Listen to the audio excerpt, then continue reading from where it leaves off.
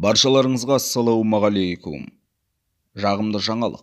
Бұдан былай зейнеткерлер зейнетақы жинағын үй алуға жұмсай алады. 2023 жылғы 1 шілдеден бастап әлеуметтік кодекс аясында бірыңғай жинақтаушы зейнетақы қорында зейнетақы жинақтары бар еңбек сіңірген жылдары бойынша зейнеткерлерге тұрғын үй жағдайларын жақсартуға немесе емделуге ақы төлеуге өздерінің зейнетақы жинақтарының барлық сомасын пайдалануға құқық беріледі.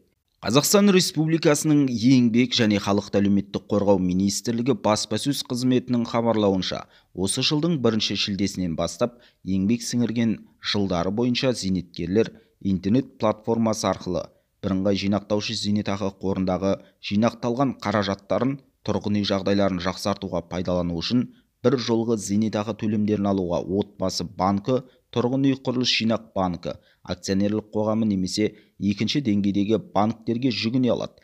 Бұған дейін 2021 жылдың 1 қаңтарынан бастап бірыңғай жинақтаушы зейнетақы қорындағы азаматтарға зейнетақы жинақтарының бір бөлігін тұрғын үй жағдайын жақсарту немесе емделуге ақы төлеу сияқты әлеуметтік мақсаттарға пайдалану құқығы берілгені естеріңізде болар.